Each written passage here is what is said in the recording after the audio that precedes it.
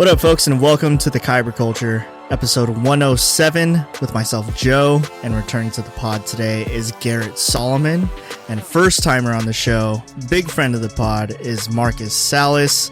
On the docket today, all we're going to be doing is chatting the latest entry in the MCU, the finale of Phase 4, Black Panther, Wakanda Forever. So stick around, make sure to follow the Kyber Culture on YouTube, TikTok, Twitch, Twitter, Instagram. We're everywhere. Check the links in the description. It's all there. If you like what you're listening to, please consider leaving a rating and a review on Spotify or Apple Podcasts. We'd really appreciate it. But before we get started, Marcus, welcome to the show. It's been a long time coming. Garrett and I have been doing like some pods together asking like, when is Marcus going to join, you know?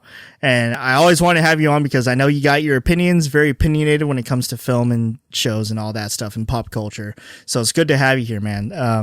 How's it going? It's going great, man. Thank you for having me. I'm excited to be here first time. Yeah, man, I'm excited. I'm ready to go. I'm ready to talk about some Black Panther, ready to talk about some MCU. Awesome. Now, I know you've taken some film classes and you're quite the film buff yourself. So give me your top 3 favorite watches of 2022 so far. And it doesn't have to be like new releases, just like top 3 favorite things that you watched this year. Top 3 favorite things I watched this year. Well, yeah, I did. You know, I got my minor in film, so definitely big film buff. Top 3 films so far I've watched this year.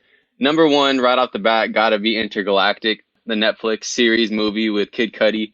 I just loved everything. The music that went with it. Animation style was super unique. It was a fresh story, real good adult animation. And it was originally supposed to be a TV series. Anyways, it was really good. Also, my first time watching it, The Curious Case of Benjamin Button. That was by David Fincher, if I believe. Are you a Fincher fan?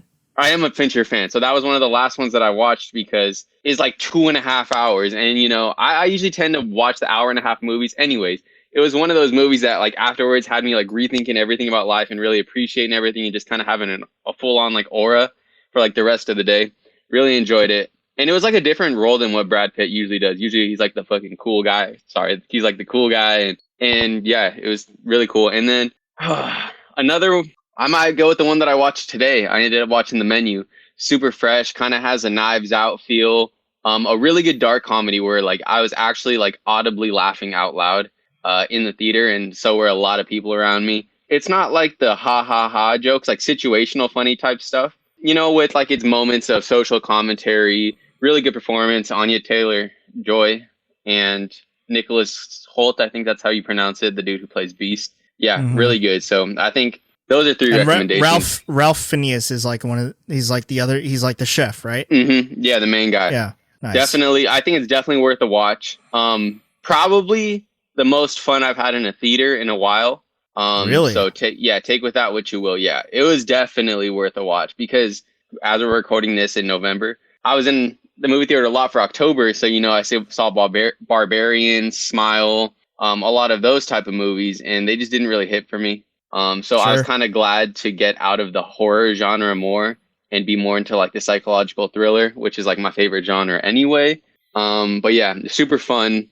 Very fresh. Not really a lot of movies like that. Nice. And now The Menu. This is like brand spanking new. Brand new. Just came out today, I believe. Hot off the press type shit. Hot off the press. You know how we do it. Just came out. Yeah, they're cooking it. I'm watching it.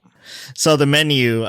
You have a Letterboxd as well. So usually on Letterboxd they rank things out of 5. So The Menu. Quick rating out of 5. So if I'm going by Letterboxd ratings, I'll give it 4 out of 5 stars. But like if I were to be doing my own personal rating, I would give it probably about a 4.2, maybe a 4.3 at the highest. But at least I would say a 4, yeah.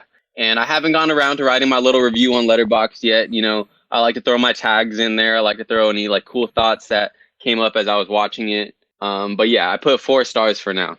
For The Menu. Definitely, I recommend everyone to go watch it, especially if you're a fan of psychological thrillers. Definitely going to have to check out The Menu at some point. I think you'll enjoy it. But okay, so Intergalactic and Curious Case of Benjamin Button throw out Letterboxd ratings out of 5. Intergalactic, I'll give it the floor 4.3. At its best, 4.5. I think I rated it. They got 4.5 on Letterboxd. Yeah, I think I gave it 4.5 on Letterboxd. even though it does kind of fluctuate between that 4 and 4.5 for me.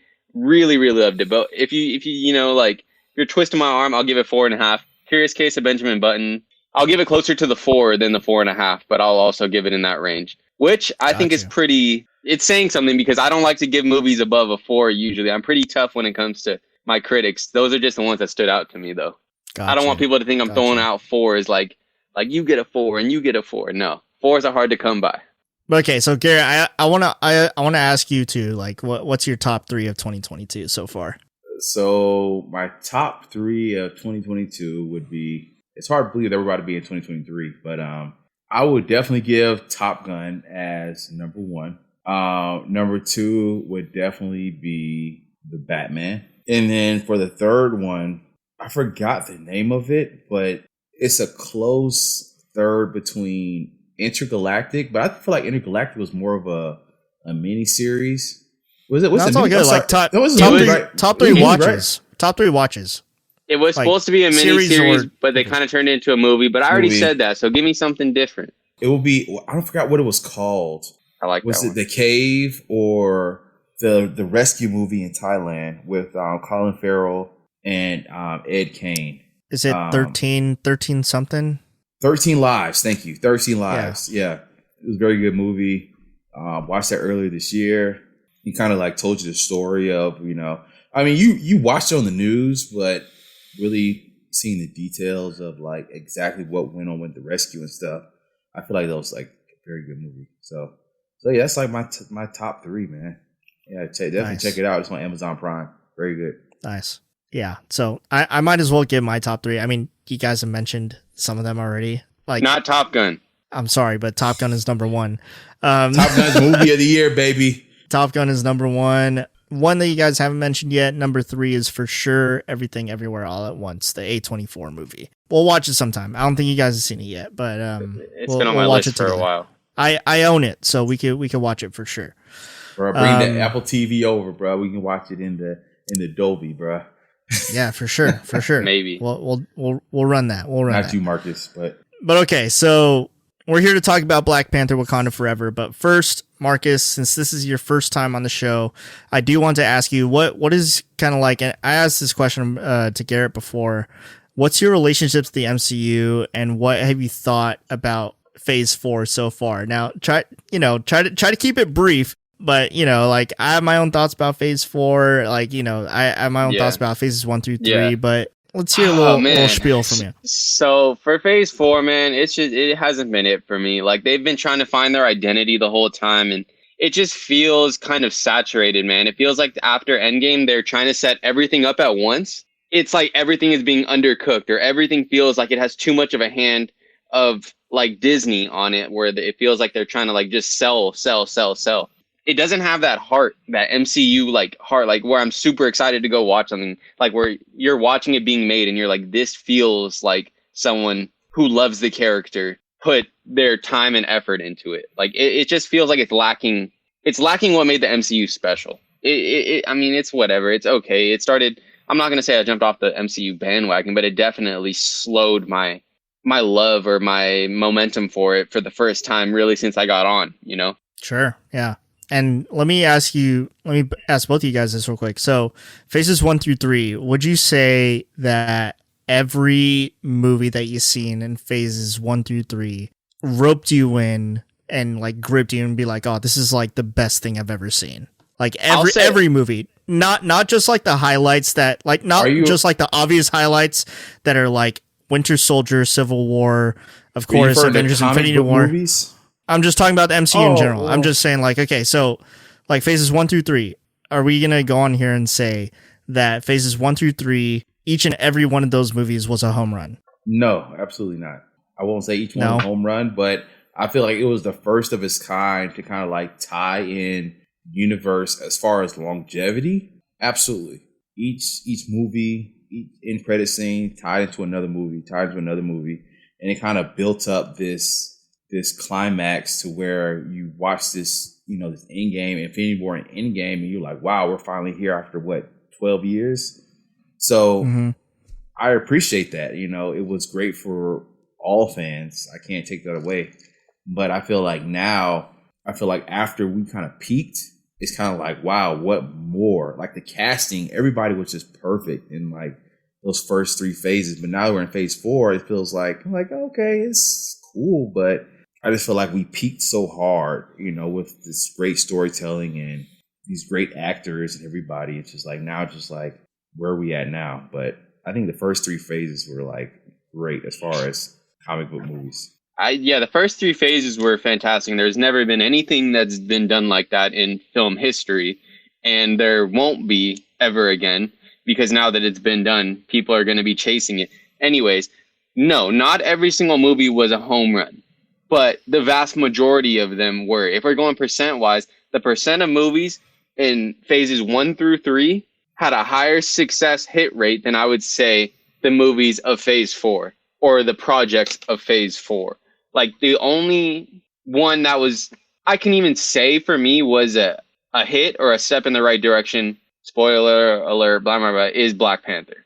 So I just hope that this was the one that was setting the groundwork and, laying all the foundations, and they make all of these things pay off. Yeah, no, not every single movie in phase 1 through 3 was a home run, but there was a lot of home runs. That's fair. Home runs. To me, phases 1 through 3, like phase 4 for one, kind of seems like the entirety of what they were wanting to do was, it's like, okay, we kind of have to start over, right? Because phases 1 through 3, that was a 10-year buildup. And empty the clip. I feel like, they're trying to just like put everything they can out there. They're trying to blend like different like genres with the superhero genre, like and sometimes it worked, sometimes it didn't. Big example from recent memory is they tried doing like a workplace comedy with superheroes with She-Hulk, and I was like, okay, nah, I don't know if you guys watched that one, but I watched all of it and I was like, okay, this isn't cool. This is like I think if you want to do the workplace comedy thing, I'm like over here like comparing phase 4 to kind of phase 1, because like they're kind of like both of, they're trying to like start something to build something up to like the final end game project, which I feel you can't do that, Joe. Why not? It's just go ahead. I'm gonna jump on that too. The only reason I say you can't do that, Joe, is because when we all sat down and watched like the first Iron Man, the Incredible Hulk, all those, it was your first time watching that.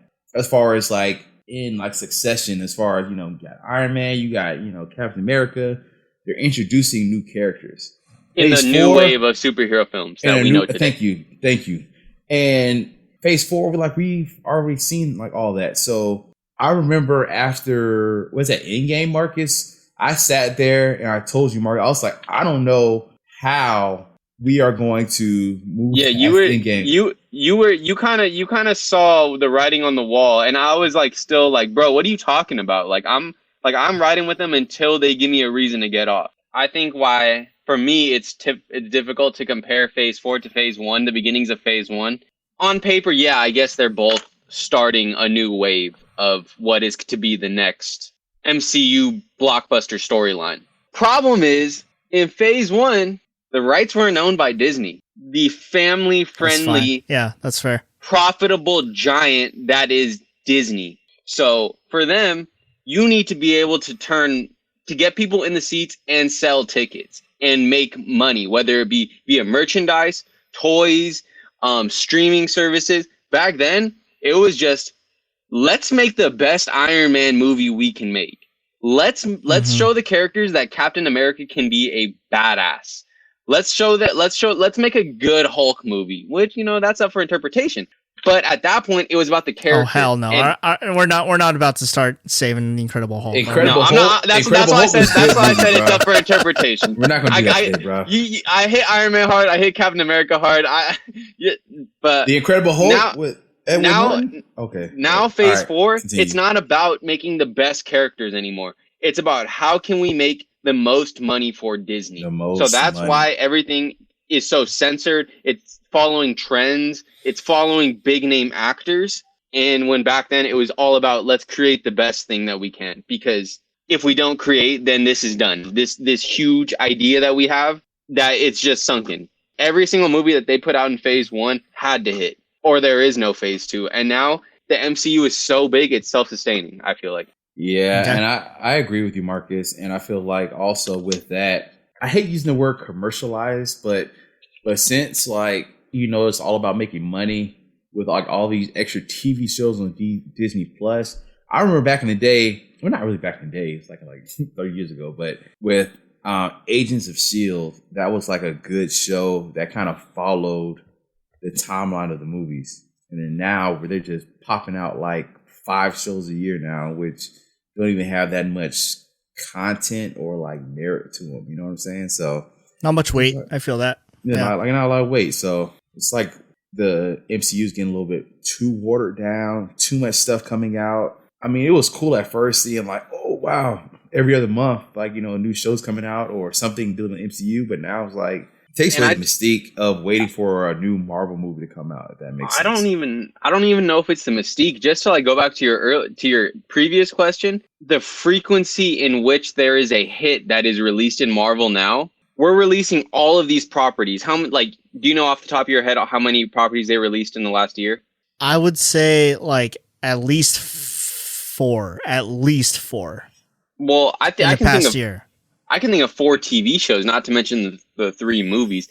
Back then, in phases 1 and 2, the frequency of movies released wasn't like they're pumping them out like they are now, but the quality was better. Like they had to hit, they had to lead to something. Every time you went out to watch a Marvel movie, you're like, oh, what's this Guardians of the Galaxy? They got raccoons and trees talking. And then you go watch and it's a massive hit. And now they're pumping out Falcon and the Winter Soldier, She-Hulk. Like nobody really wanted to watch that. Like Loki, like that was, don't get me wrong, I liked Loki, but like, was it a 10 out of 10?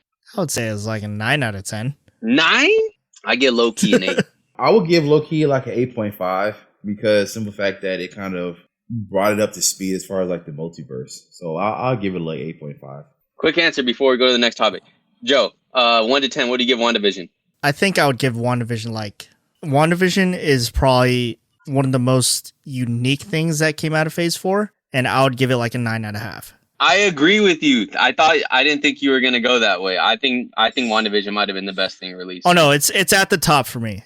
But I'll say this. So like the Phase 1, here's everything that came out in Phase 1, okay? So Iron Man, 2008. Massive hit. The Incredible Hulk, 2008. Go ahead, you get, yeah.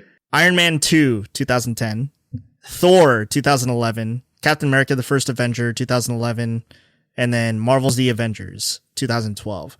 I would say 2 out of 5 is banger. Banger in top tier MCU. Whoa. Is that Iron Man and the Avengers? Yes. You don't get the Incredible Hulk. Okay, but which ones are flops? No, the Incredible Hulk is not a banger. The Incredible Hulk with Edward Norton? Garrett likes No, dude. Garrett likes that movie. No fucking way.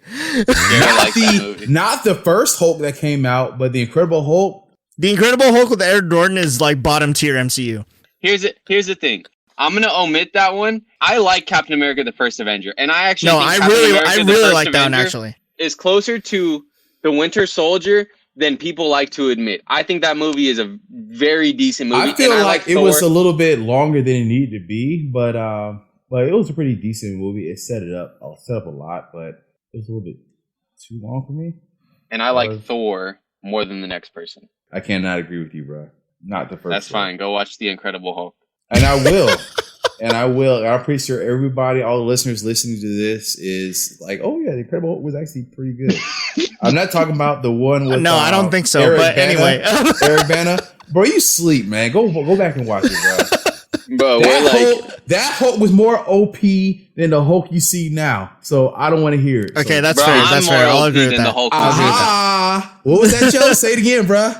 I'll agree that I like the Hulk and the Incredible Hulk more than the Smart Hulk that we have now. I'm more OP than the Smart Hulk we have now. But okay, that's enough about going on about Phase 4 and Phase 1. That was a good question. Nice. Yeah, no, that was fun. That was fun. But before we move on, before we talk about Wakanda Forever, let's take a quick break and hear some ads. Be back in a second. And we're back. Let's talk about Wakanda Forever. So, just a few details about the film. Directed by Ryan Coogler, starring Letitia Wright, Angela Bassett, Lupita Nyong'o,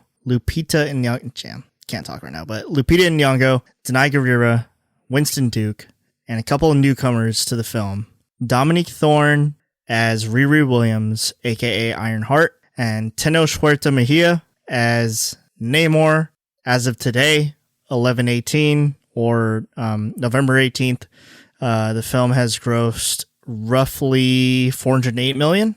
It's got to hit $1 billion, right? Absolutely, it's gonna hit $1 billion easy. I don't know if it'll go into the top. I think it'll be a slow progression, but it'll hit $1 billion for sure.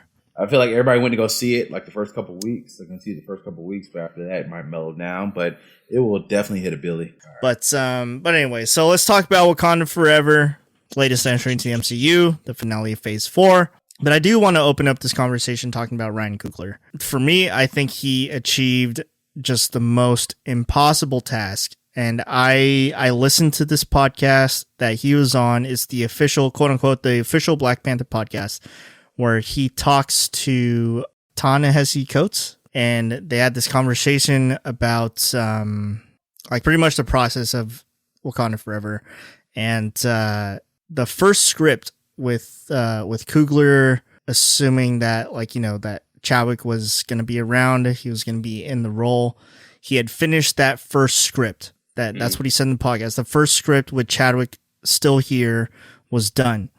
And he wanted to, as he said in the podcast, he wanted Chadwick to read it, but he never got around to doing it just because he was very sick at the time. Like, you know, once Chadwick passed, you know, absolutely tragic. Like, I remember everything I was doing. I was at the works when I heard the news. It was crazy.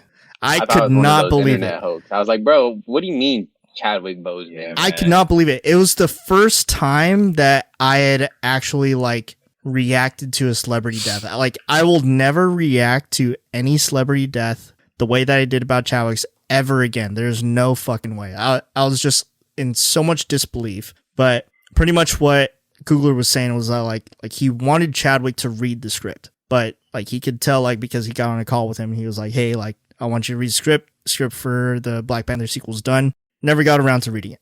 And I was like, damn, that's tough, you know? Yeah. And then like a few weeks later, Chadwick had passed. And I'm just like, damn, that's fucking crazy. And if anyone wants to listen to that podcast, just look it up on Spotify. It's the official Black Panther podcast. It is very insightful. It's very sad, but it's worth a listen for sure. But yeah, no, it's tough. It's tough to listen to. Yeah, man, nothing could have prepared the world for what was coming. Kind of like, not to compare two tragedies, but like with Kobe Bryant, just one day they're there and you think everything's great, and then the next day they're gone. And you're left wondering, like, how did someone who had this much impact on the world just go like that? It's not that Chadwick Boseman had been a star for as long as like Denzel or like some of those actors, but pretty much from the time that he hit the spotlight with 42, which was his breakout role, it was just iconic role after iconic role after iconic role, dude. James Brown, Jackie Robinson. Exactly.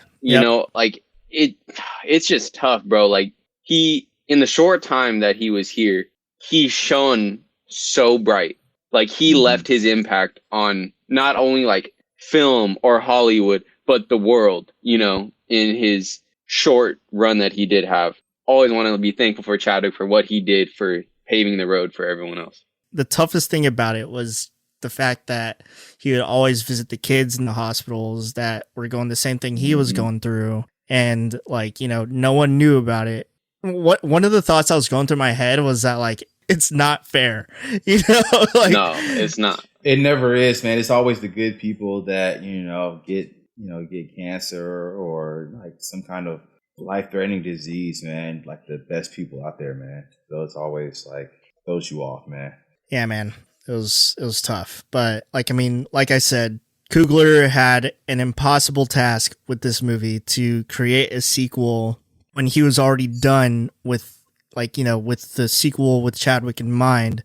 And I just want to say, like, he's had quite a run as far as his filmography is concerned. Yeah. I mean, you know, I know you guys have like some things to say about his filmography, but I mean, he's got Fruitvale Station, both Black Panther movies. I don't have anything bad about his filmography. It's just about, just certain choices of having people in his movies. But I think he's an excellent director.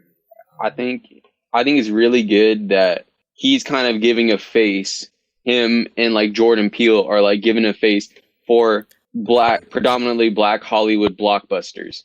Like it's not like, the kind of standoffish like BET kind of cult type movies anymore. Like these big movies, like, Us and Nope, the ones that are in the public Black eye. Panther, right? They're bringing in billions of dollars. You know what I mean? And people like Coogler and Jordan Peele are kind of starting that new wave of director. And I hope other people start giving it a chance. And, it's not just like, oh, this is like a predominantly black film. This is just a good film. Yeah. I just want Ryan Coogler to hopefully continue that after, like, I feel like with anything Marvel, though, it's me being the devil. They're going to have their hand in the cookie jar. They're going to have their hand in the cookie jar. But I want to make sure that, Ryan Coogler is great because I remember Creed. That was an excellent movie. Yeah, Creed 1. 2. Yeah, Creed 1 was good. Creed 2. He wasn't the director of that movie. Mm-mm. Yeah, he wasn't. But he's still attached to be a producer on Creed's 2 and 3, directed by Michael B. Jordan. But we'll see. But what I'm saying is that I just want to see him like outside of the Marvel universe. Continue to make these blockbuster movies. Everybody was going to go see Black Panther, Wakanda Forever, regardless, just based off of Chadwick died, and everybody wanted to know exactly what was happening next. So yeah, he did have like a strong, like it was like pretty much crazy, like how he pretty much came up with the script and directed this movie. I just want to see what he does after this, as far as outside of Marvel, to really like kind of claim his stake. Because I feel like, Marvel is like, Marvel, people can go see the movie regardless. So yeah. I'm just curious, like what kind of, who is he outside of Marvel, I think I definitely want to say like hats off to him for being able to write a script that was good and was fresh amidst, like having to rewrite the whole thing minus his by far biggest star that's going to be attached to the movie and have to basically start from scratch while Marvel has their hand on the project also, while trying to make a sequel to arguably the biggest box office surprise home run, in Marvel's filmography. So I think all things considered, I think he did a great job writing it. Yeah, absolutely. I think so too. But I also think at the same time, how many people really knew that he was sick? How many NDAs were out there? Like me just being in a world of like NDAs and like how much information is like actually out there and people know, but they're not supposed to know. I feel like a lot more people knew. I'm pretty sure Ryan Coogler knew. I'm pretty sure people that were around him a lot more knew. I'm sorry, just me being devil's advocate again. If you're around somebody that you see a lot, you would know if there's something off. Like even when we saw his Instagram post of him being sick, he's either like prepping for a role or he's sick. So I feel like maybe a lot more people knew. To be the devil's advocate to your devil's advocate, I don't think everyone is as benevolent to think, oh, he must be sick. People are calling him like the Crack Panther. Like people just like to be trolls on the internet and make jokes.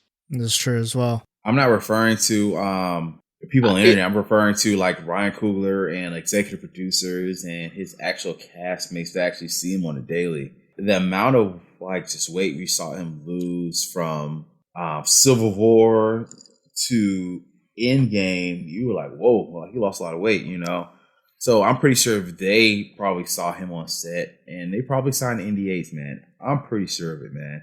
And I'm pretty sure there's like a lot more that we don't know about. But still, it's still tragic. But I feel like they were probably preparing more so than us, man. I don't feel like it threw them off that he was about to pass away than it did with us, because I didn't see that coming at all. But I'm pretty sure like the people that were on cast and the directors, the executive producers, Kevin, all them, they probably knew. That's all I'm saying.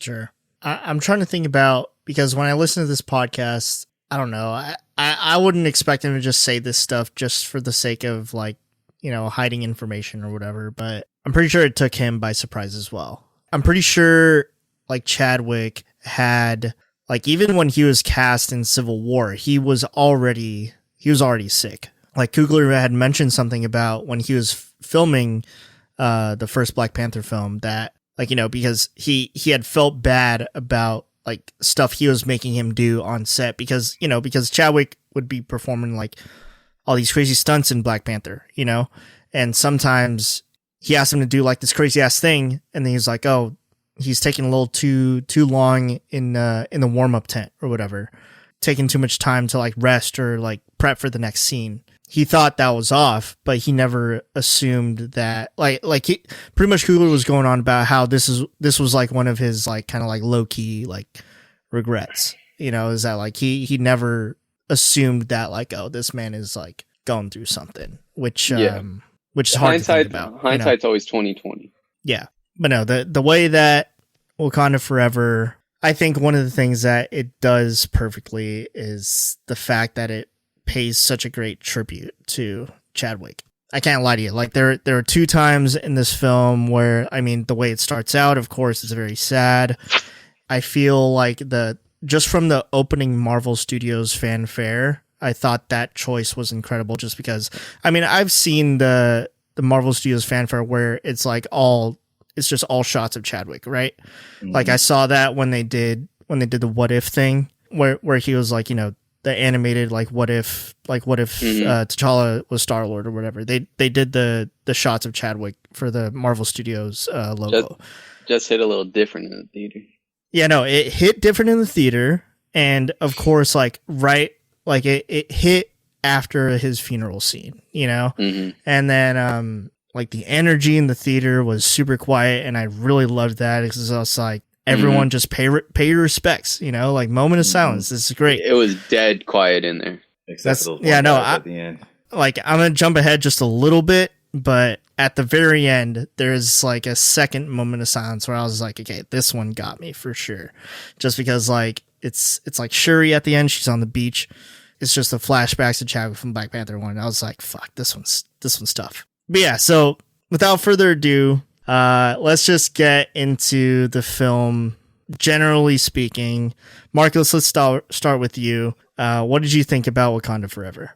I liked it, man. I liked it. I think it was the first step in the right direction for Phase 4. It was the first time where I was like, okay, all right, what we got now? What do we got next? Mm-hmm. I like it. Like there's some momentum. There's a strong hero. There's a strong villain. Something's catching my interest. I went home, and I started getting on my YouTube again. Usually the last couple movies, I was like, I'm just nah. It's like, who's this? Who's that? What could this mean? Yeah, like this one felt like, I'm not saying it was a perfect movie. It was flawed, but it also felt like a good film to me. And sure. That's more than I could say in a while for Marvel. Definitely my favorite movie of Phase 4. And it got me excited for what's ready to go. We got Ant-Man coming down the pipe. Like now I'm like, okay, like we got some momentum, Marvel. Let's keep it going. Maybe like this is the start of what gets the snowball going, for all this next movie. I mean, sure. I guess if I had to pick one thing that I wasn't in love with, it just felt like Disney had their hand on it. Some parts were a little cheesy, some CGI was lacking, but for the most part, it was a big film. It was ambitious. It had great character development, great, Namor was great. And it introduced us to basically like a whole nother Wakanda, Talokan. Like, that's not easy. Introducing the first mutant. Yeah, I liked it. Garrett? Yeah, I enjoyed the movie. Was it great? It was good. I won't say it was great. As far as Phase 4, it was definitely one of the better Phase 4 movies, if that can make any sense for a lot of people listening right now. There were a lot of things I think were good. There were some bad things. I feel like some of the CGI was pretty much, was a little cheesy. Like the Ironheart suit was like a little bit like, need to drop a little bit more money into the CGI there. Let me say this real quick. There's a whole lot of fucking Power Rangers suits going on. I mean, fucking Ironheart had a Power Ranger suit. Nakia had a Power Ranger suit. Hey, you're right about that, Joe. The Midnight Angels were ass. Midnight Angels were ass. Come on now, bro. You asked you're right. Bro, you asked me. That's a good way to put it. Bro, you asked me what did I think about the movie, bro. Can I finish, bro? Yeah. Okay, my bad. Go ahead. Go ahead. Power Ranger suits afterwards, bro.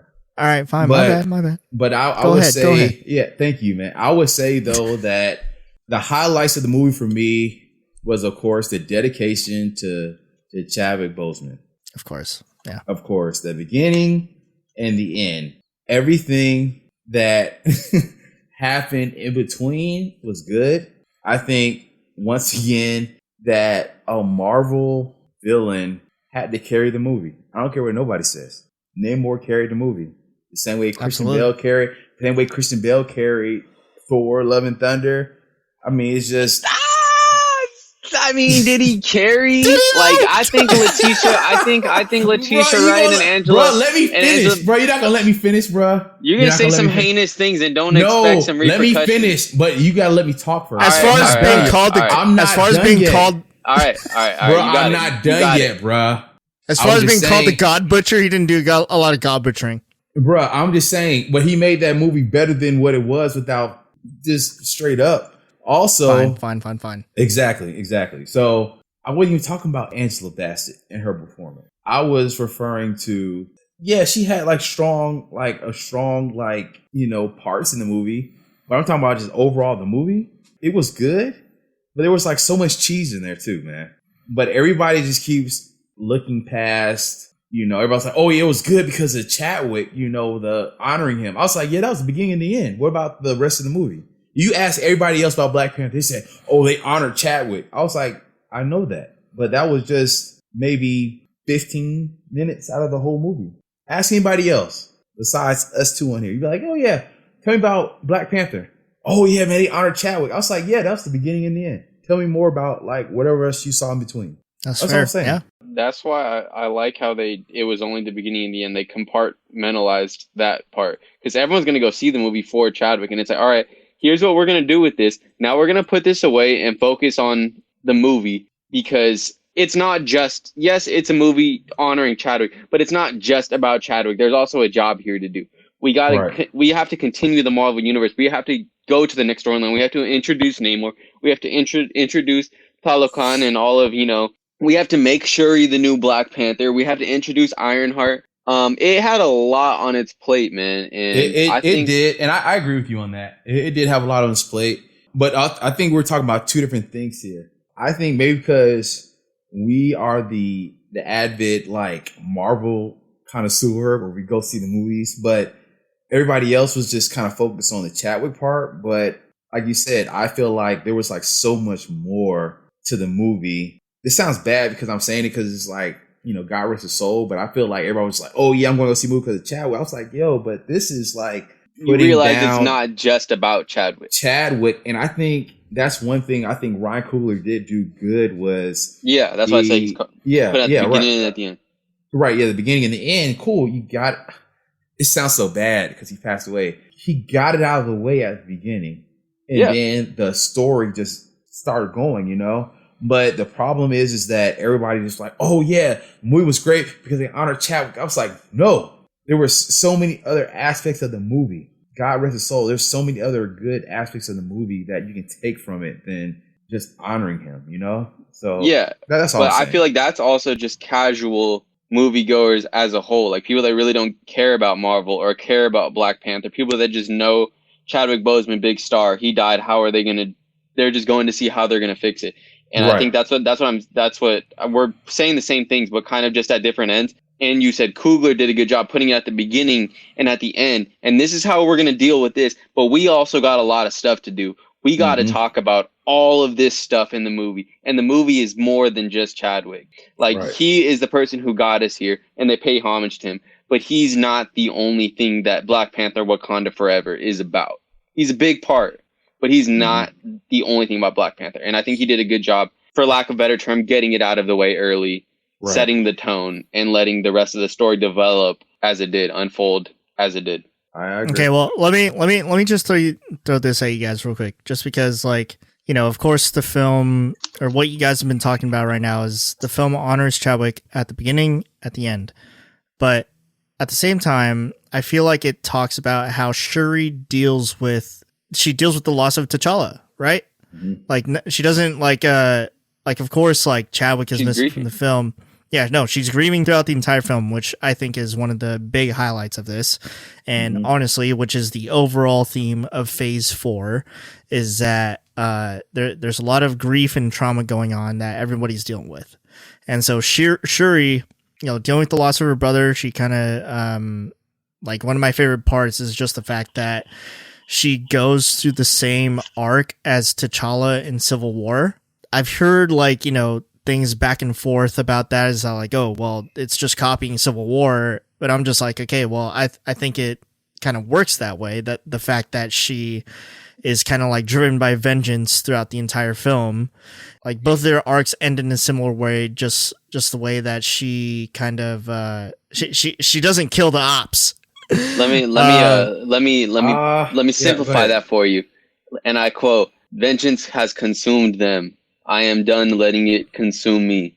That's Chadwick. Yeah, exactly. That's T'Challa at the end of Civil War, and that's basically what she said at the end of Wakanda Forever. Exactly. It's the exact same way. And what do you guys think about? What do you guys think about that choice? But they nerfed my dog. They nerfed T'Challa in the actual Black Panther. They made him like the Black Panther in Civil War, but in his actual movie, they nerfed him. Man, they made him seem like, they did. In Civil War, he was a top 3 Marvel character, bro. Like, on screen, dude, he was so cold. And then they had like the music every time he was on screen, and then the suit, that, and some of the Iron Man suits. But like, we hadn't seen a suit like that before. Yeah, we hadn't seen anything like that, bro. He was different in Civil War. Like, everything that he said was like a cold line, bro. Just like right out the ice chest, like coldest thing. Yeah, he said, "I'm clean." He said, "I do not care." Yeah, no, his best suit. I think the best like iteration of his character is in Civil War for sure. I ask you as a warrior and now as a king, how long can you keep your friends safe from me? Like, bro, what? With the choker chain and everything? I know Jackie Robinson's not spitting this right now. Because at that point, I'm like, bro, they really hired Jackie Robinson to be Black Panther? Yeah, I feel like it had to come as a shock to some folks. I don't know. And then afterward, yeah. Okay, so what else do you guys like? You guys have any other positives that kind of but from Wakanda Forever? Letitia Wright, man. I mean, I don't know if we mentioned it on air, but I know off air we did mention it. Letitia Wright really stepped up to the plate, dude, because like before Wakanda Forever, she was kind of like the what are those, like, sneakers, like kind of like annoying little brainiac little girl. Like, nobody really took her seriously. So and this movie, bratty little sister. She like matured, and you saw her go through grief, and you're like, oh no, she's really out here now. Like, she arrived. I will say that it kind of, to make it more realistic, as real as you can make it, is that you're right. She went through grief, but at the same time, she kept elements of who exactly like she was. At the end of the day, she wasn't a warrior. She's not a fighter. So she kind of like, everything was like based off her genius, because she's extremely smart. So even like fighting anymore and everybody, it was more so, it wasn't like straight up combat. It was more so figuring out what was the best way to take down that person. So I feel like that was like really good, as far as it wasn't just her coming in, eating the heart-shaped herb and then being able to like beat up everybody.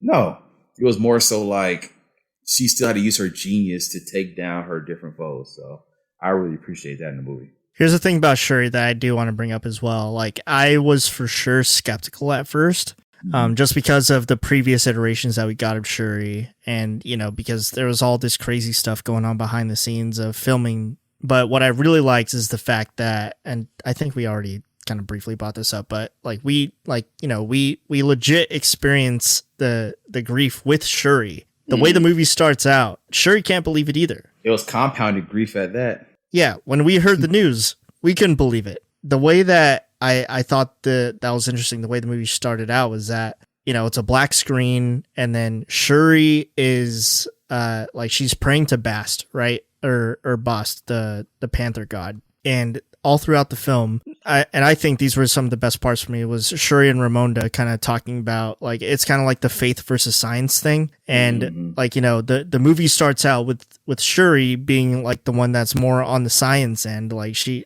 like in the first Black Panther film, like she's not really the one about tradition. She's just all about the science, she's not really about like the whole like ancestor thing.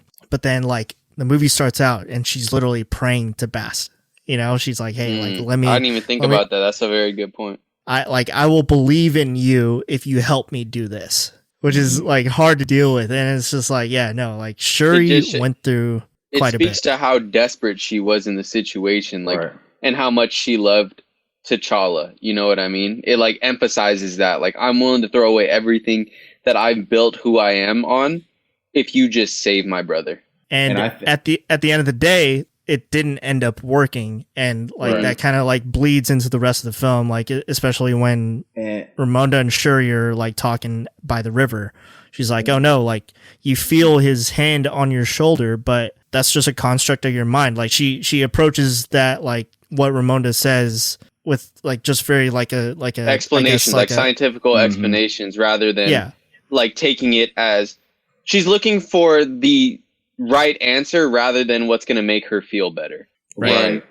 And go ahead, Garrett. I feel like you had something. Yeah. Oh no, you're good. Ahead. Well, pretty much like you were saying, you know, everybody wants to pray when something bad happens, but I feel like as the movie progressed, she was still backed by science, and that's like one of the things I brought up earlier when she was like fighting all her foes or whoever. If anybody prays, it's always because of something bad that happens, or unless you're like an avid person that prays every night. But most of the time, you will pray when like something bad happens. But I feel like with Shuri, with the character arc, she was still backed by science, even though as bad as things were, she was still trying to figure it out.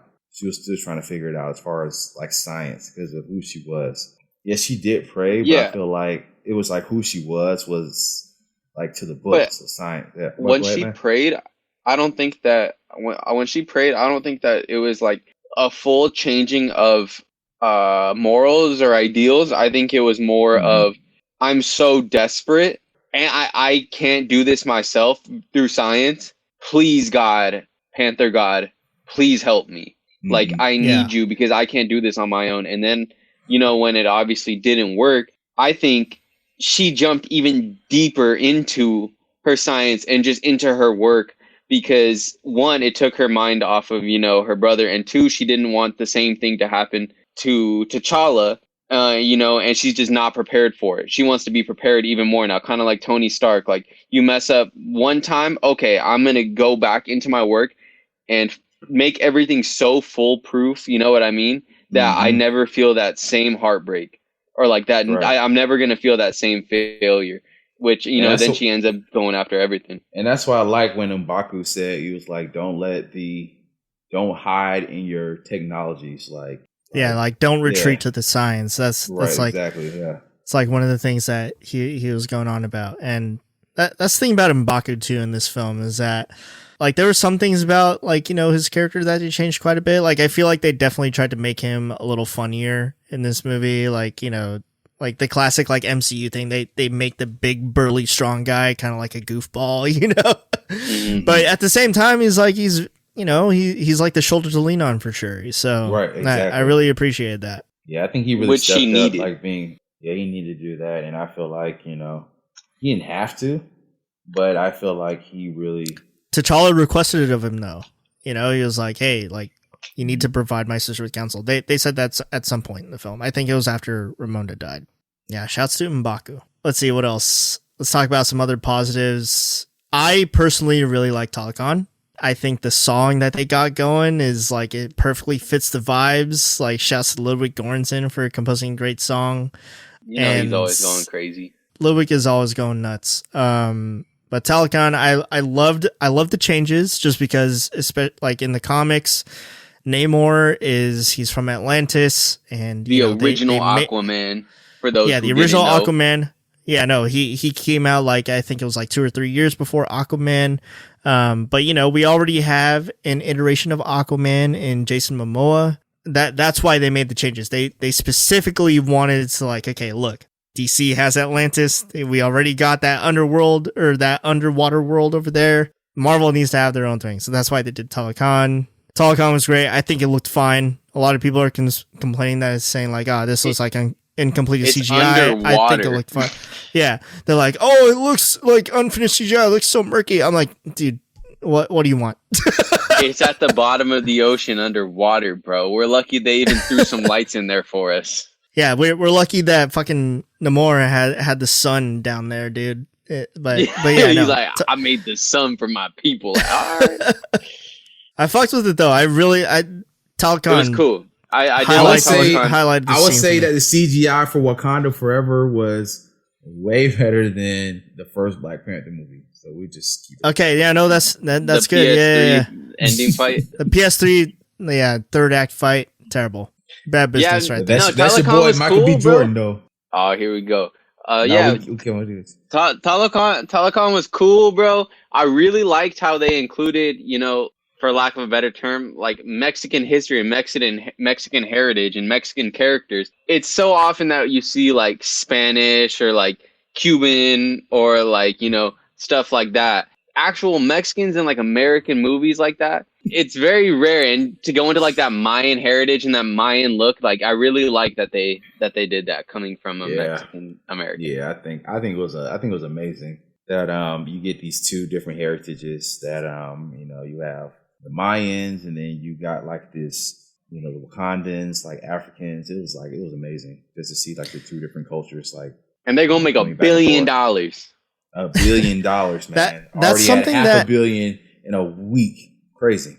That's the thing that I honestly was not aware of at all, was the like Aztec or like Mesoamerica, the people's relationship to the ocean. That was just something that I was like, I guess why wouldn't there be? Yeah. And just learning a little bit about it was very interesting. And Lupita is Mexican too, for all you that didn't know. Oh yeah, no, she has dual Lupita citizenship. Nyong'o. She was born in Mexico. Okay, like full disclosure, big simp over here for Lupita Nyong'o. Big time. As you should be. Hey, bro. Yeah, I'm not even gonna be mad at you. Hey, for bro, that one. I'm married, bro. And I was like, oh my God. Absolutely gorgeous. Kick Garrett out the Lupita podcast Nyong'o. for 5 minutes. The Lupita segment. Lupita Nyong'o, wow. Just wow. Yeah. I know you saw her dance. I know you saw her dancing at all the press tours and stuff too. Her with Tenochtitlan? Yeah, no. Yeah, I saw her that's why I dancing. didn't say his name. I didn't want to mess it up. It's Did I not mention his name at the top of the pod? It's Tenochtitlan. I don't know. You Tenochtitlan might have. I might have here. mentioned.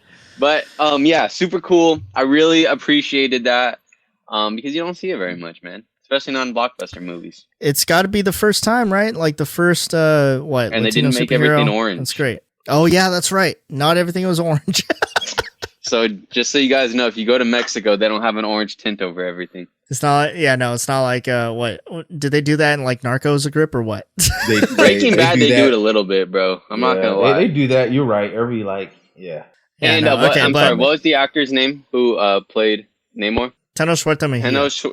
Tenochtitlan Mejia. He did a great job. I think his acting chops were really, really good. I never felt like he was lacking at any part. I think, like Garrett said, he was one of the very strong points of the movie, like top 3, Maybe just because I watched Black Adam, bro. But he's Namor's a little pudgy, but it's all good. He been eating the sopes. He has some burritos and taquitos. I don't know what they have down there in Talocan, but they gotta have at least what they what would you? Like, okay, here's a question for the masses. What would you rate Black Panther, Wakanda Forever without him? Oh, we're doing scores without him as the villain. Without him as a villain. There's literally no movie without him. I think he means like if you were to replace him with somebody who was just average. Yeah, it's tough to do because of how it was so natural for him, and it just kind of pieced the movie together. And I was thinking back on, I was like, man, if this guy wasn't in the movie, I'm like, But here's the thing, though, is that like he was always meant to be in the movie. Like that's something else that Coogler said in that podcast. Like Boseman around or not, like he was always there. He was always part of the story. So it's just hard to imagine that like just anybody else as the antagonist in the film. Well, we didn't know until they announced it though. But just imagine if they replaced him. They could. Let's think about Hollywood. They can always just imagine if Terrence Howard was still a war machine. Like okay, I'll say this. If there was a villain or an antagonist that they decided to just kill off at the end of the movie, this film would have been ass. There's no fucking way. At the end of the movie, I was like, they better not fucking kill Namor, bro. He's not a one-off guy. Namor. Yeah, like you can't do that. Like Gore died first movie, dude. Like the God Butcher. But I feel like he was Namor was more of a your daddy died because he was trying to protect his people, man. He's not even a villain, bro. He's just an anti-hero that just happened to be against our protagonist. No, so here's like the main thing about Namor's like motivations, right? He like came up to Shuri and Ramonda in Wakanda when they were trying to do their little their ritual or whatever, and he was like, "Hey, like you guys revealed yourselves to the world, and you wanted to share your vibranium with the world." And that's cool, but you put me and my people at risk. So you're going to help me fix this problem that you guys started. And if you don't, I'm going to come back and fuck you guys up. Nah. That was Namor's whole thing. He was like, I didn't want nothing to do with anybody. You guys started this problem, and now it's on you to fix it. And he did give him an out, no. And then Shuri and Angela Bassett, they were just like, nah, you can't get in here. This is Wakanda. Like, you can't make it in. And he's like, all right. So that's the only thing I regret that T'Challa did was open up Wakanda to everyone else, because you already knew what time it was. You already knew what the past civilizations and what happened throughout the years. If you expose them to that, people will use that and try to use it against you. So that's the whole point about one of the scenes with Queen Ramonda, right? It's the whole point of the opening, like 20, 30 minutes. Like, we hear your whispers. You guys think we're weak, but here's the thing. You guys use hands. She said, you come find out. She said, and then she said, oh, she said, fuck around and find out. Your boys found out. Bring them in. But the problem is that they still found out that there was vibranium in other parts. So they don't even have to go to Wakanda anymore. It still like exposed them to that and a lot more people. So it's kind of like thanks to Riri. Yeah, thanks to Riri. But but still, ain't that some stuff, bro? Riri created something for a science project, and then who was it? The FBI that sold it, or the FBI bought somebody? Yeah. Anyways, they sold her project and started using it to look for. So the same thing that happened, man, with her. The same thing that would happen with Wakanda or anything else, man. Just dealing with African Americans. That's all I'm going to say with that. But yeah, one more thing about Namor before we move on. He's kind of spitting bars, like especially when he attacked Wakanda. This fool is like Bane bars. Like Bane bars. This dude like killed Ramonda, and he was like, "Bury your dead, mourn your losses. You're the queen now." I'm like, damn, that's hard, dude. That's pretty hard. These grenades, these like water grenades, like what do you guys? How much water is in those? Like, what do you guys think? I'm thinking like each one has to at least have like a swimming pool in them. Yeah, dude, they were exploding, and it was no joke. They took those straight from the Phantom Menace, dude. you know what I'm talking about. Where Jar Jar's all running on the thing, like, oh, me so sorry. And he's like taking out all the droids, like he got like 40 kills. He's like, oh, Misa don't know. Oh no, not Jar Jar. Yeah, no, they got a swimming pool in each one of them balls. For sure. But okay, so you guys brought up Riri. Let's talk about Ironheart for a little bit. What did you guys think about Riri's inclusion in the film? I thought it was good. It was good. Don't lie to the people, Garrett. Tell them how you feel. Well, so are you ready? After this inclusion, are you ready for the Ironheart show? It's too soon, man. Okay. Tony Stark was my boy. Pretty sure with like pretty much everybody else in the MCU. Tony Stark. Let me stop you real quick. One of my favorite lines from the movie is one of the dudes being like, "Oh shit, she got an Iron Man suit." That's the same thing I said. Oh, she got one of the Iron Man suits. Yeah, but it was so loud. And I was like, "Oh my god!" Yeah, that was funny. But as far as her character, man, I'm just not ready to see somebody in an Iron Man suit yet, man. I mean, I appreciate like the brilliance behind who she is. I don't think I'm ready yet, man. I feel like it's too soon. They just killed off my dog. Like when it again came out like 2 years ago, maybe 3 years ago. But it was 2 years. I don't know. It feels too soon to see somebody else flying around in an Iron Man suit. But then again, when you see this, when I saw the suit, I was like, after all these different Iron Man suits that he said, "Oh hell no!" What is that? Hey, Seriously? come on. Wait, this is Mark II. This is Mark II. This is No, her Mark II. I will not. This is her Mark II. Give her some time. Give her some time. No, Come on. I Come You will know on. what not- I want to no. do? I don't want to give her any time because I'm tired No. of the MCU recycling the core Avengers, bro. I don't need to see another Iron Man. We don't need to pass the mantle of Captain America down. We don't need another Hulk, and we don't need Thor's daughter. Oh, and by the way, we don't need another Hawkeye. Marvel has such a huge catalog of characters, and they're just recycling Iron Talk Man about into it. Ironheart. Like, bro, let that character be dead. Let that character and that mantle die. Black Panther, a little different, because it's like the king of like a nation. But it's like, still new. Black Panther's new compared to you everybody don't else. need to pass the mantle of Captain America down. Like, Falcon was his own character. It's fine. Like, I liked him better as Falcon than I do as the recycled Captain America, like, number 2. I don't need another Hulk. Just give me a good Hulk. Iron Man, he did his thing. We don't need an Iron Man number 2. That's my only problem. I think Riri Williams, I think she did fine. Like, when I went to the movie, I was like, well, Riri Williams is going to be in this, so hopefully they do it good. And I think she did a fine job, introduce the character fine, but it's just like why? It's too soon. Like the different clips in the movie of where like she's like with the hammer and stuff. I was like, hold on, she's not Robert Downey. Stop it. It's just Nobody is. Nobody so we don't is, need but to. We don't need to pretend that somebody is Ironheart or Iron Man number 2. It's just too soon, man. It's way too soon, man.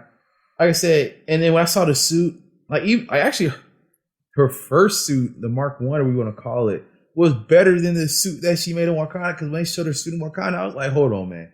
Y'all either need to go back to the CGI department, or y'all just come up with a different concept, man. Because it was just it wasn't it for me, man. I'm sorry. Joe, do you hear me on that though? Like recycling like the same like Avengers when you have this giant catalog of characters that you haven't even touched, like 90% of them? Yeah, but I mean, like, okay, so are you saying you don't want to include Ironheart at all? Because she's a character in comics. Yep. And even though she's a character in the comics? Yep. And just like I don't need Sam Wilson as Captain America, and I don't need Hulk's son or She-Hulk, but isn't and I don't Ironheart need like a more Thor's so daughter. a new character? Like I don't like. Yeah, no, she's like past like 10 years, I'd say. Like brand spanking new to the comics. Like they're doing this to set up a young Avengers, and that's just not what I want. Like nobody said, yeah, let's do a young Avengers. Like it was like, let's do a young Avengers. Okay, I guess it'll appeal more to teens and kids. Like I don't need another Iron Man. I guess that's it. Riri Williams as a character, she's cool. I liked, following her, listening to her talk. She said something about being like young, black, and gifted, and that was it was an echo to a quote something from that Chadwick. Yeah, he said that like in a acceptance speech. Yeah, like once I not realized, but once I just accepted the fact that she's gonna be in here, and I thought she did a good job, and the suit was a little Power Rangers-y, but it's just like we could have done without it. Yeah, it's just a little bit too much. I mean, the movie was good, but I felt like it was still some cheese going on, man. Death the cheese, man. I understand, you gotta That's Disney. You're not gonna duck the cheese. Yeah, I know you're not gonna duck the cheese, but it's just like that's a mouse. Man. With Disney's hand in the pot, you're not. There's gonna be a little bit, bro. Let me say this real quick. Go ahead. Before we move on from Riri. I will say that I thought there's a lot of things that I would have taken out of this movie. 3 pop off the top of my head. Ross, even though Ross was he was a character in the first Black Panther movie. Didn't need him. Scrap Ross did not need him. Did not need Valentina. Agree. Did not need Valentina. Like the inclusion of Valentina was to connect to the bigger picture of the MCU, which is fine. But did she need to be included? No, she served no purpose in the film. Like so she literally could have been anybody else. Wait, hold on. Oh, okay, go ahead. I think you finished. Let him power through. Final one. We just finished talking about it. Riri was not required necessary. In this film. Yeah, she and like her only purpose, like she was like the quote unquote MacGuffin of it, right? Yep. And like she served as like a nice friend to Shuri, but like so specifically Valentina and Riri could have been replaced by literally any no-name character ever. Like they could have made up new characters for them. Like Valentina, she's like the director of the whatever group. I don't even know. Like what is she the director of? The CIA or something? I don't know. Well, yeah, no, the Gonna be Thunderbolts. That's what they allude to, right? She could have been replaced by anybody. And then Riri, she could have been replaced by like any like regular ass scientist, because I don't think it's that hard to create a machine that detects vibranium. That was her whole point of being in the movie, was because like she created this machine, and I was just like, it didn't work for me. I agree. I don't know. I agree. Yeah. I think all three of those parts could have been taken out, and Well, the fact and replaced with someone else. Like, I think all three of those could have been like something that I was thinking about, like on rewatch of the first Black Panther movie, that would have been interesting, was if they just brought back, and I think this has to do with like some behind the scenes shit, but I really thought, or I really felt the lack of what's his name? Wakabi? I forget the actor's name. Yeah, no, that's Daniel Kaluuya. Yeah. If he was like a side like antagonist in the film, I thought that would have been interesting. You know? Take out Riri Williams, take out Valentina, and take out Agent Ross. And not only does you don't need to just replace them one for one. It unjumbles the movie, and it's a more focused story. And when the story is more tightly knit, that usually means it's going to be a little bit better. And I think if you replace those guys and put in Wakabi, it's going to be better. They did the bait and switch with that, though. With no end credits, they had to have them in the movie. Fair. Because they had to have them in the movie just to kind of say like, hey, you know, there's, when you saw them, be like, oh yeah, okay, it makes sense for the next movie. So without having an end credit, you'd be like, okay, well now I see why they're in the movie, just to make sense and have like you know. I would have preferred that also if it was a post credit scene with them. You know, I'm saying it could have been. That's what I'm saying. So yeah. I was like, well, without them being in a post credit scene, you'd be like, oh well, I guess that's the reason why they're in the movie. I guess. Do they really need to be in the movie, like Marcus said and you said? No, not really. I could have missed it without it, you know. But I would say that's probably like my only negative, because there's a lot in this movie that I really like, and then there are like a couple things like I just mentioned, and I think this is more so a pacing issue. I thought it was too long, but the only reason why it was too long was because of the inclusion of the three things that we just talked about. You know, storylines, man. You don't need extra storyline to connect to the big picture. It was just like, take out the funk. Yeah, no, it just made the story so bloated, so fatty, and I was like, damn, that sucks, because this could have been like, and I get it too. Like, they had to include stuff because this is the quote unquote finale of Phase 4, and maybe they thought this, like, including all these things would have like made it connect to like Phases 5 and 6 in the future. But I'm just like, nah, I don't think it really works. Oh man, yeah, glad we're all in agreement with that. Yeah, we are, man. It's just, there are things I really love about it, but you know, I would have preferred. I'm gonna be honest with you here, man. I enjoyed it, but it wasn't top Marvel movie for me. And I feel like the reason it's getting so much acclaim is because Chadwick died. When we left the theater, I liked it more than Garrett did. And I'll be honest with you, I've seen it twice now. I definitely liked it more on rewatch, mostly because like I knew what to expect, I guess. I don't know. But and you know what? Maybe I'm just being so critical of it, and I understand like it's hard to fill the shoes of Chadwick, but even just like seeing like Shuri, I was like, man, it's just like the same thing we were saying about Riri Williams, like it's just too soon, man. It's just, well, I think they did a great job of the movie. It just felt like it's just. Here's the thing about Riri Williams is that like we talk like it's a negative for all of us, but I don't think the actress was like, I don't think she did a bad job. I think she did a good job. I thought Dominique Thorne was great. No, it's nothing against her, you know. I mean, yeah, no, I thought she was great. I honestly like the scene in the dorm room when, dude, she fucking roasted the fuck out of Okoye, and I thought that was hilarious. I was like, damn, what's all the ash on your head? I was like, damn, that's fucked. I laughed my ass off at that, but I don't know. I mean, you know, just the fact that she was there, it just felt like a last minute addition for like the Chadwick hole. And it kind of just, that was one of the bits where it was like, okay, the studio has its claws in the film. Okay, you got to include Ironheart.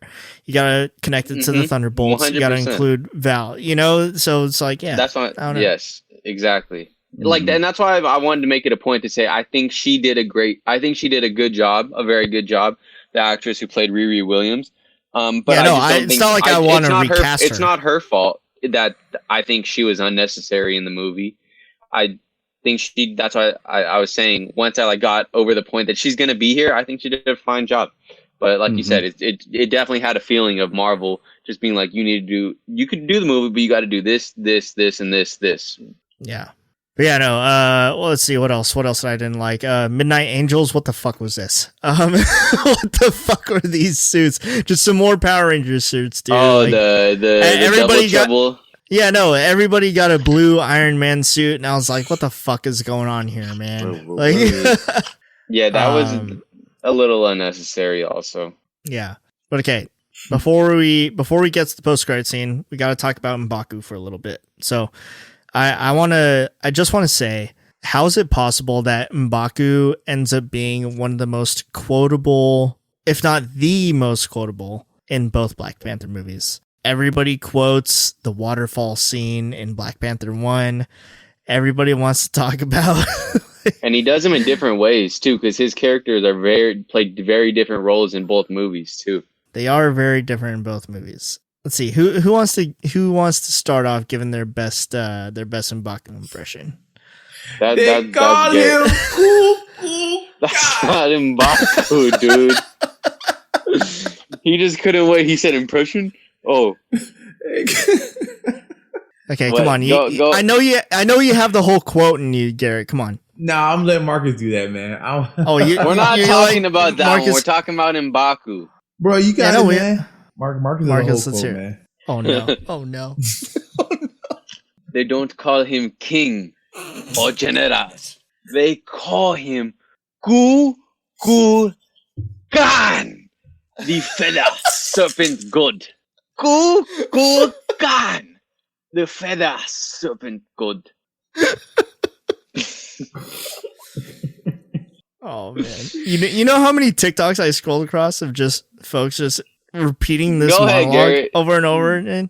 The whole drive home, Garrett I'm actually upset that we didn't record that, Marcus, because the whole ride home, Garrett was because we were probably like the first. God, we were probably like the first, one of the first people to watch the movie. I'm like, damn, bro. Like, now everybody's talking about like doing the whole cool God. I was like, damn, bro, we've been doing that shit, man. But it's just cool. 4 o'clock on that third. Go ahead, Garrett. I know you've been waiting. Do it again. Wait, you gonna take another crack at it? Yeah, Garrett got to do another crack. I know he wants to. I'm good, man. I'm good, yo. Nah, go ahead, because the ones in the car were better than the half baked one you just did. Stop messing around with that stuff. Stop messing around with that stuff. I know you want to. I know you want to. Come on. Spit it out. Stop being so nervous. Stop fiddling. Do it for the vine. Oh, let me see if I can do it good now, man. Because now that I'm on center stage. Go ahead, Joe. You want me to hit it real quick? Yeah. They don't call him general or king. They call him Gan. God. The feather serpent god. The feather serpent god. Good. Oh no, you're holding up the Gary, time's money, bro. You got it in you or not? I don't know if I have it in me, man. I really don't. Well, you had it in you the whole drive home. You said it about 76 times. They don't call him general or king. They don't call him general or they don't call him general or king. They call him God. The feather serpent god. God. Feather serpent god. I go by Khan, but my enemies call me Nemo. No, he says it like they call me Khan. Like he says it as like a question, and then he says, "But my enemies call me Namor." I'm like, yo. That means fuck around and find out. Dude, we haven't even talked about how OP Namor was yet, dude. Yo. Okay, dude. Let's talk about Namor. I thought we did, but let's talk about Namor. Did we talk about how OP he was though? Like we talked about his performance, but that dude was unstoppable, bro. They had to write in a plot hole at the end of the movie to stop that man. He's like, "Oh, I'm thirsty. I can't I'm have any dry. water. I need Gatorade, please. Like the You're drying Incredibles, me out. I'm just getting a drink. He said, I know. What a crazy nerf. It's just like, No, just dry the guy out of water. I guess that that makes sense though. Like, I mean, it's You know it's a little cheesy. You know it's a little ace in the pockety. yeah. I mean, he was born underwater. He probably like, yeah. It makes sense. But yeah, no, I don't know. I guess them finding it out, I'm just like, I guess. They said we had to give Shuri a fighting chance. I thought he Mortal Kombat fatality M'Baku, dude. I'm gonna be honest. Absolutely. I thought he was dead. I was like, he was like, this is how they're gonna kill M'Baku? He was like the fish man? I was like, oh yeah, but he went in your shit, yo. Oh, it's the fish man. M'Baku pulled up like puny god. He got clapped. He got clapped immediately in slow motion. No, but this dude Namor, like, Dude, fucking he was flying around with little wings on his feet. Dude, doing some Superman shit, like literally throwing helicopters at other helicopters. I'm like, yo, this shit is kind of nuts. With a vibranium spear, like a super powered full with like just vibranium weapons, vibranium armor. Like, how do you even stop this guy? That's the thing about the final fight at the end. It's like, okay, like for one, Namor is super powered, and so are the other like Talokans. Like they all have super strength. Like they got Howard, stabbed and they were like, no Howard. problem. He's like, oh yeah, no, it's like child's play. It's like, how did the Wakandans even stand a chance? You know, it's like there are only like 10 of them left on that ship. The ending felt a little like, now that's suspicious. Like, bro, how spare them? Bro, once they took the fight to the water too, I was like, okay, you're gonna go fight Namor in the middle of the ocean? Y'all playing. Y'all foolish. All right, bro. But you know how hard it is to make a dude with pointy ears wearing a vibranium diaper with wings on his feet look badass? Because they did it, bro. They did it. I loved how Namor moved through the air too, because he was literally just like leaping through, you know? Mm-hmm. Like he wasn't just like full like legs just like completely locked, just like soaring through the air, like type stuff. Yeah, no, he was just like it was like he was literally like running through the air, and I was like, it looks sick. It was like when Doctor Strange was throwing the things and Star-Lord was jumping on them when they were fighting Thanos. Yeah, Namor was sick for sure. I'm glad y'all said it. I want to see some more like super OP characters like that. What about your dog, Michael B. Jordan, bruh? Oh, that is something we did not talk about that I failed to bring up. The cameo. I felt like he was gonna make it in the movie, bro, and I'm glad that he made it in that way. I just want to know. You gotta answer this question for me, Joe. How did the man die, but his dreads kept getting longer? Hey, man, like you don't know what happens in the ancestral plane. Come on. Like I will say this though, for the one, the inclusion of him I thought it was great. Like, I mean, as far as like Michael B. Jordan as an actor, I'm not that big a fan. Okay. I'm not that big a fan of Michael B. Jordan, like as a performer, but I've always liked Killmonger, just the way he is written as a character. I thought he was always like a great villain. But the thing about Killmonger showing up and that's who Shuri sees, it of course makes sense. Like given where she is at this point in the film, just because she is like how I mentioned earlier, like at this point in the movie, she's driven by vengeance. Like she just wants revenge. She wants to kill Namor, and that's exactly what Killmonger wanted in Black Panther 1. And so the fact that she saw him was like, okay, I think that's cool. This dude in the afterlife is still spitting bars. You know, like he's like, your father was a hypocrite. Your brother was too noble. You're gonna take business. You're gonna take care of business like me. I was like, damn. You're gonna take care of business. And just to comment on his dreads, like. They were sick. I'm not gonna sit here and lie. Yeah, no, they look good. They look fine, but like that's how Killmonger, like the longer dreads. That's how he looks in the comics. I'll say that much. I was shocked. I was surprised at his inclusion, but I liked it a lot. I had a feeling it just made too much coming, sense, and I thought they were gonna bring him back, through the water. I thought Namor, he's gonna be on Namor's squad, or like at the end they were gonna be like, we need a warrior or something like that. But I'm glad that they didn't do that because it really shows them putting the chips in for Shuri. And if that's the direction that they're going, I like that. They said this is what we're doing. We're not going to water it down by bringing back Killmonger because that would be the easy thing to bring a strong male lead who we know will get people in the seat. But did they really go all in on Shuri? Yeah, they did. Oh, they absolutely did. No, they did not. I think they did. No, I cannot. They 100%. No, they did not. So hard. If they did, Shuri. oh, hold on. If they did, then why would they introduce his son? Young Avengers. Dude, that's a post-credit scene, and which we did not talk about yet, but I wouldn't consider that post-credit scene part of the movie. If they're going all in, they would have been like, oh yeah, by the way, just so in the future we can kind of like push Shuri to the side and just have him grow up a lot faster in the MCU, take the mantle. So okay, well, I feel like they're not all on her. Okay, that's fine. Let's talk about the post-credit scene in a little bit, but let's talk about Killmonger. What did you think about Killmonger?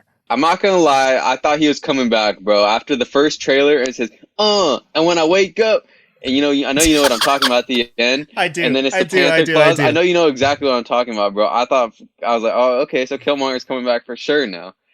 And I guess I was not wrong, but I don't know if I was completely right. I definitely, I wasn't expecting Killmonger to come back, but I did like the fact that when she finally, after she talked to him, her suit it had silver and gold accents to it. And that just, at that point in the movie, it kind of just represents, okay, well, she has gold and silver, kind of like a combination of T'Challa and Killmonger, just given where she's at.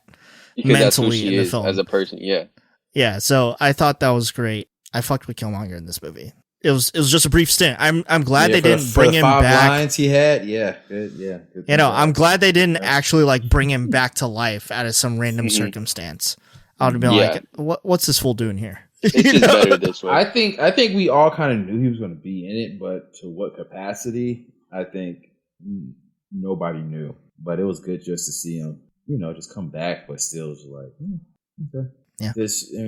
Yeah. She had hate in her, she had revenge and stuff, but I feel like there was so much overshadowing that happened when Angela Bassett died. We were already kind of taken back from, Chadwick Boseman, T'Challa dying. And then you kill her, and when she died, it really didn't do anything for me. I don't know if it did anything for the audience. I was like, oh, damn, y'all just gonna kill her like that, kind of thing. And then it really didn't hit you as hard because you were already trying to you were still trying to internalize Chadwick being going out of the movie. So when she died, I was like, eh.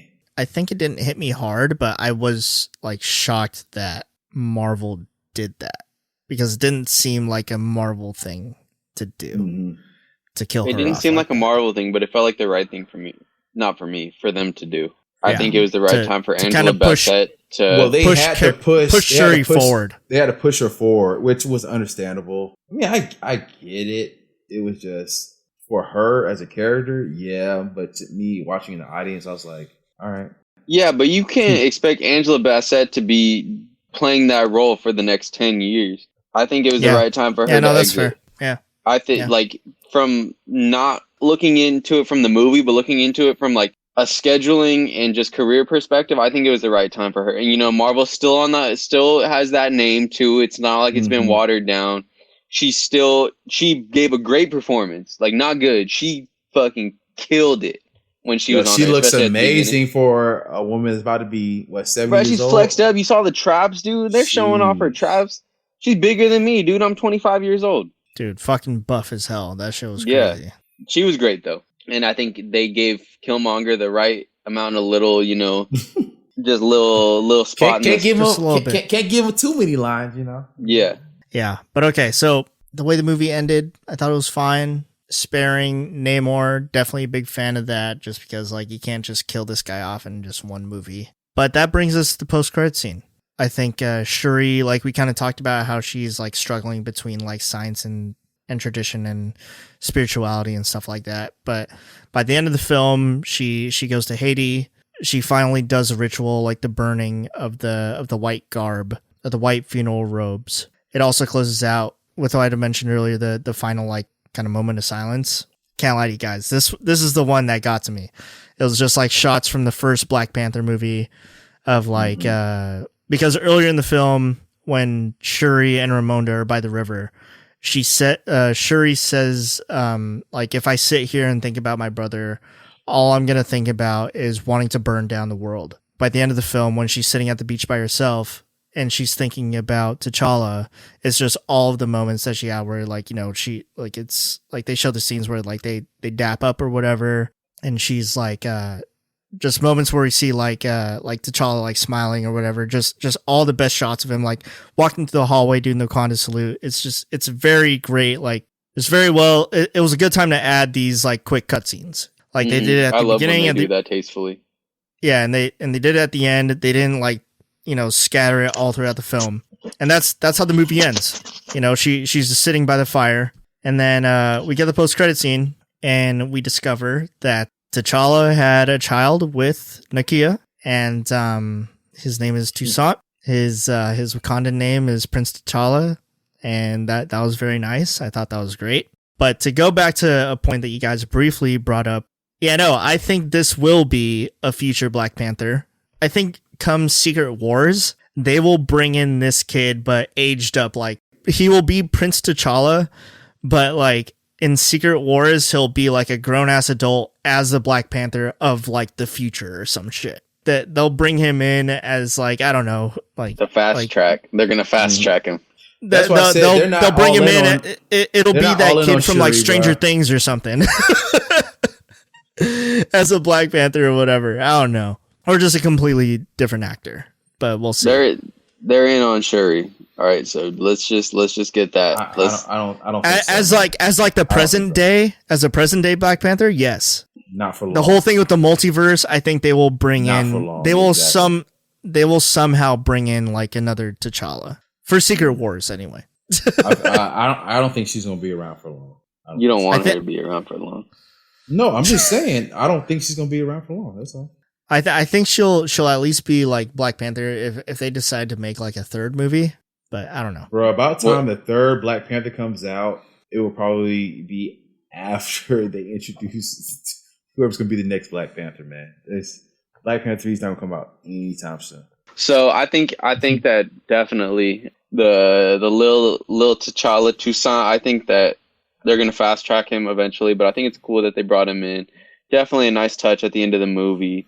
It just goes to show you that they're not all in on Shuri. That's all I was saying, Marcus. We're not talking about Shuri anymore, big dog. We're talking about Toussaint. Bro, that's what I'm saying. That's the whole reason. Like, it doesn't mean that they're all in. If they were all in on her, bro, they wouldn't have introduced. I don't think that's true, but I'm not going to touch upon that point. Bro, I'm just saying, bro. Why else would it be? I disagree. I don't think they have anything to like do with each other. I think it was just more so like me and JD. It was just supposed to be like just a nice finishing touch. It wasn't supposed to be like, hey, like how was it a nice finishing They're not touch? scooting her out the back door right now, bro. They spent that whole movie making her be. That was the only option they had. That's the only option they had. No, they no. They set up options. What other options? They kind of set up M'Baku recast. Like there's other options, bro. No, they set up they kind of set up M'Baku for sure to at least be like the king of Wakanda. I knew that. I knew they gave him the king of Wakanda. Yeah, but as far as like the next Black Panther, I think it's going to be enough time in between this movie and the next Black Panther to where they can have somebody else take over. Okay, but I don't think that they will like Shuri's Black Panther eventually has to have like an ending arc. Like, I don't think they'll just like do it like some shit like off screen. I think she'll be the Black Panther for at least a little while. Well, yeah, does that make sense? I will say, no, here's the thing though, is that the way they already wrote it in the movie, you don't have to worry about her seeing her being on the screen as queen. So now it's easier, like a lot easier now to just write her off as Black Panther. I do not agree. Bro, what do you mean? Bro, she's the last one of like. What do you mean? What do I mean? Family. Me and Joseph are on the same. Same. Okay, so explain to me this. If you are the last lineage of a royal family and you give that up, right? Why would you do that if you're not going to have that kind of screen time moving forward? Where are you thinking that she gave it up though? Bro, the whole part of, okay, do you not miss there was two important parts in the movie. M'Baku bringing in everybody from Wakanda over to his part, and then the important part of Shuri saying they will follow you now that you're bringing them in. And then when M'Baku came down during Challenge Day, you know, Shuri sends her regards. Now, does anybody want to challenge me? Meaning, if nobody wants to challenge him, he's going to become the king. Yeah, but why can't there... Let's think back to Civil War. You think T'Chaka was running around as the king and as Black Panther? That's what I'm saying. She is not going to be the queen. But in order for her to be the queen, she would have to challenge M'Baku, which she cannot do. There's no way. Yeah. She's like 100 pounds soaking wet. Yeah, but that's what I was saying though, is that like T'Chaka was the king, but she's not going to challenge she's not going to challenge for queen if M'Baku wants to be king. Like she just wants to be the protector. Saying. But what I think you're getting mixed up, bro. No, I'm not. What I'm saying is that there's two different things here. As far as moving forward, as far as with the Black Panther, if she is no longer going to be the queen, and then moving forward, bro, the next time a Black Panther 3 will come out will be like 5, 6, 7 years from now. You think Shuri will still be the Black Panther? No. That's what I'm saying. I think she will. I can put that on wax. Right now, she will not be the Black Panther. And the next Black Panther that comes out, she would not be the Black Panther. I think the third Black Panther movie will be about her and Prince T'Challa and passing off the mantle. I think it'll be passed on way before that, bro. Marcus? We're talking about 6 years, 7 years from now. Bro, the movie hasn't even been announced yet, so why... okay, bro, I feel like you're just kind of hopping like back and forth. Bro, to say that they're not in on Shuri is crazy, bro. This whole movie was literally about Shuri. This is Shuri's movie. It was Namor's movie. I saw more of him than you saw of Shuri. He carried that movie. he was a highlight, but I wouldn't say it was his movie. The movie was not about him. The movie was about Shuri. And it was about Shuri and her grief. Yeah. What? Just because Namor was your favorite part does not mean that he was the central figure of the movie. What? The movie is built around Shuri. We are watching the movie from Shuri's point of view. Yeah, the movie is Shuri's movie. From the way it starts, from the way we explore Talokan, it's all through Shuri's perspective. Just like how in Infinity War, that's not Thanos' movie, even though he's the most important person in it. So now that he's the most exciting. I'm glad that we finally got a conversation on wax, because now in 5 years' time, when Black Panther 3 comes out or wherever, we're not talking about that. Can I finish? Appreciate it. No, because we're not talking about Black Panther 3. Yes, we are. Yes, we are, bro. You said, are they all in on Shuri? I said no. If they're all in on Shuri, they'll come out with a Black Panther 3. We're talking about Black Panther 2. No, we're not. We just said, are they all in on Shuri, right? You're not talking about Black Panther 2. Bro, what are you talking about? You just said, are they all in on Shuri? Me and Joe said that Black Panther 2 is a movie about Shuri. Shuri is the main... No, you're moving too fast. I said, are they all in on Shuri? That was the conversation we were having, right, Joe? We said, are they all in on Shuri? You're talking about 6 years down the road. Yes, I think they are in on Shuri as the Black Panther. And yes, Black Panther 2 was about Shuri. There was two things I was saying. Are they all in on Shuri moving forward with Black Panther 3? I doubt it. Yes. Yeah. Yes, you can't see me, but I'm nodding my head. Oh, we see you. Not you, but the people listening. Oh, okay, we see you. This is a podcast, you gotta remember. But he posts this on YouTube too. But the thing is that it's good that this is being recorded. So when we look at Black Panther 3, it's set in stone. So now you can see Marcus in a Black Panther suit saying Shuri's the future, when in Black Panther 3, Shuri will not be around at all. There's going to be so much in between. I'm not talking about the future, bro. I said Shuri is the main.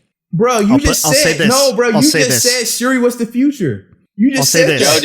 Joe, did those words ever come out of my mouth? Oh my good. I'm so glad it's recorded. Did I say Shuri's the future? You did. You said they were all in on Shuri. I said they're in on Shuri. Yes, they're in on Shuri, but that doesn't mean future, bro. Are you serious? And wait a minute, you're the one that brought up the future, talking about 5-6 years down the road. We were talking about Black Panther 2. You said they were all in on Shuri. We're talking about Black Panther 2. Here you go, talking about Black Panther 2, bro. not Black Panther. If the glove don't fit, you must have quit. No, we're talking about Black Panther 2. Okay. Bro, are you serious right now, bro? Let's stop. I never. I disagree, but we'll see. But that's the beautiful thing about this podcast is that It's on wax. The beautiful thing about this podcast, they can see your hat with no brim. Hey, bro. Okay, that's enough. That's enough. And that's the best you got, Marcus, because at the end of the day, people be like, go back and like, when the next Black Panther comes out, you're like, damn, boy, she's not even around. Like, yeah, duh. Okay, well, we'll keep it in stone. We'll table it there. It's in stone, man. Good. It's already in stone, bro. Okay, so let's final thought on that, and then let's wrap it up. Garrett, is she the Black Panther of the future or not? Yes or no? She is not. Okay, can we be more specific on the question? Okay, will she be the Black Panther by the time the third Black Panther movie comes out? Garrett, yes or no? No? Okay. Yes. Marcus? Yes. I think she will be as well. I think she'll be the Black Panther until Secret Wars at the very least. I think she's the Black Panther for the next few phases. No, bro, you can't say that, bro. You just said, will she be the Black Panther for the next Black Panther movie that comes out? And then you just said she'll be there until Secret Wars comes out. Bro, Secret Wars comes out in like... Black Panther 3 won't be coming out before Secret Wars.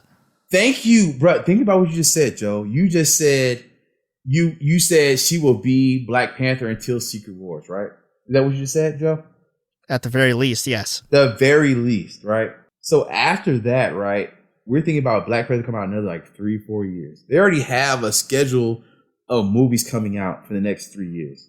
Is Black Panther in any of those? No. So there's plenty of time in between there that they can write her off. There's like a lot of hopes and dreams. There's a lot of hopes and dreams y'all are pushing for, especially for them to introduce his son, who is named the exact same as him. Plenty of years can come in between that. Okay. You know what I'm saying? One more time, Marcus. One more time for the people, so it can be on wax.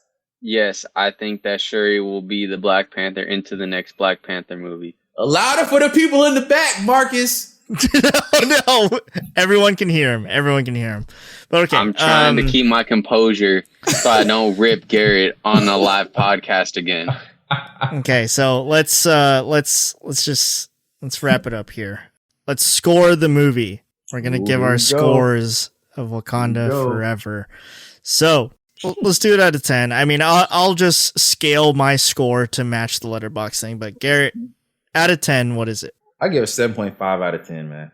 7.5. Okay. 7.5. I'll also do 7.5.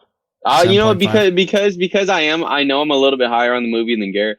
I'll go ahead and give it 7.6. I'm gonna give it out of 10. I give it an 8. Yeah, same just around. Same ball, yeah. And as far as all of our comments go, I think our scores line up with it. I'll say this though, like my final thought, even though I've already seen it twice, I mostly watched it 2 times for the pod's sake. But if I wasn't going to do a podcast on it, I wouldn't have been in a rush to see this a second time, mostly because this is like a bummer of a movie to watch. I'm not in any rush to go watch. 8 out of 10, 4 out of 5. Is this the best Marvel movie of Phase 4? Because me and Garrett said so. But what do you say? I'm sorry, but no. And this is where I disagree. I know we disagree. Stan. Yes, no. I put Spider-Man I put Spider-Man as the top Phase 4 movie. For sure. That's a story for another pod, I think. It's a story for another day. We can talk about it off pod, but yeah, no, that's number 1 for me. And honestly, I think Wakanda Forever is top 5. There's only been like Phase 5. 4. No, not movies. I'm just saying, like, because Phase 4 is like movies and like shows. As far as properties are concerned, yeah, no, it's top 5. Is it top 3? I don't think it's top 3. We'll talk about it because you have WandaVision, you have Loki. WandaVision, Loki, Shang-Chi, yeah. So. Shang-Chi. Shang-Chi. Nah, okay, I got Shang-Chi over this. But yeah, so okay, so let's wrap it up. That's gonna do it for episode 107. Thank you for having me, Joseph. Of course, no. Thanks for coming on. Hope to have you back soon, Garrett. You're always welcome. I mean, Marcus, you're also always welcome. But this is your first time here. I was playing, bro. It was good having you on here, Marcus. Man. No, this was fun. Stuff, bro. This was fun for sure. But that'll do it for episode 107, folks. Be sure to follow the Kyber Culture on social. Until episode 108. Not sure we're going to talk about yet, but stay tuned, and we will catch you guys next time. So, peace.